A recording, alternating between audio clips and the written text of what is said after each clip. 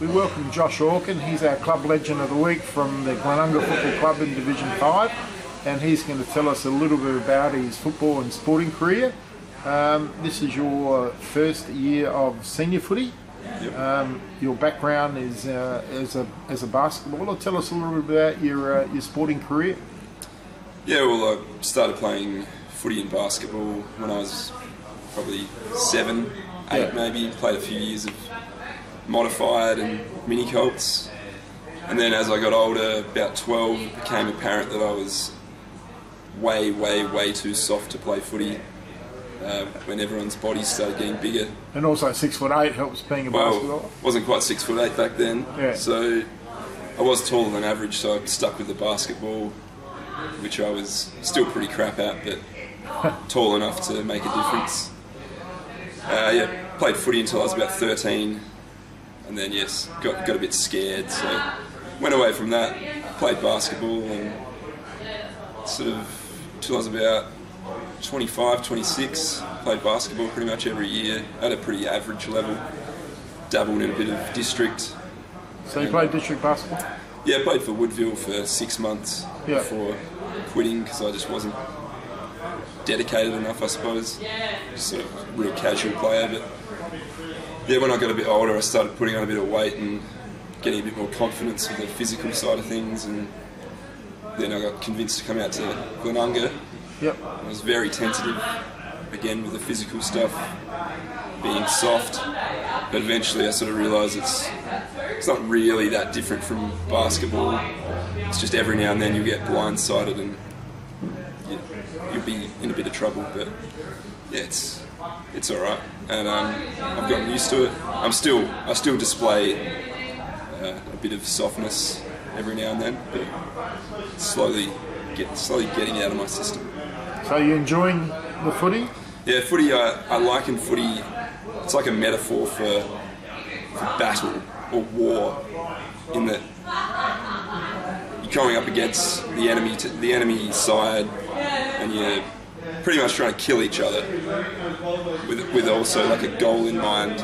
So it's a very sort of primal thing. Combat. Yeah, it's not like basketball is different because you've got a lot more time to think about it because there's less chance of getting absolutely destroyed physically, so you can think more, whereas footy, you're either trying to kill someone or they're trying to kill you and you're trying to get away from them, so you're not thinking, you're in the moment.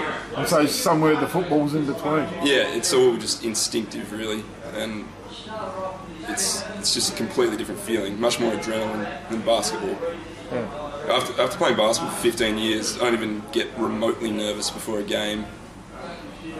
But whereas footy, you still get that sense of nervousness. I'm not sure about more experienced players, but yeah, it's definitely the physical side of things, the chance that you might break your leg or break your neck or something.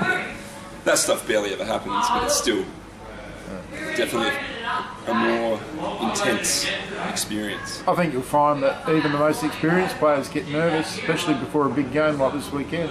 Yeah, well, I'm sure they do. I'm sure in the AFL, as the levels go up, they do. Yeah.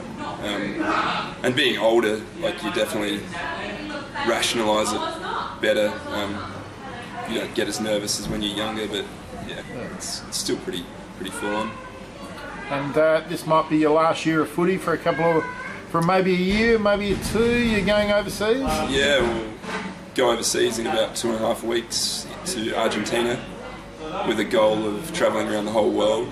So, giving myself 2 years to do that, and when I get back I'll be like 29 years old, which is sort of getting on with the footy age. So I might come back, I might not. I might not even get back. I might die, get stabbed or something. Well, you're going to a troubled part of the world with South America, then you're heading up to Alaska? Yes, South America, then overland through Central America to North America, then Russia, and then over to the UK and back via the Middle East and Southeast Asia. So there's many places it could go wrong, but I think it'll be fine. It's just a case of how my body feels when I get back, if I come back into footy. and the team's going to be Div 3 by that point, so it'd be tough to get back in the side. Any particular place overseas you're really looking forward to? Well, South America is definitely high on the list. I've heard positive things about South American girls, so Excellent. yeah. I think being 6'8" plays to your advantage in that part of the world a lot. So yeah, Not a problem. Oh, you have a wonderful trip away, and perhaps we'll see you in 2 years' time. Cool. Thank you. Thanks, Josh.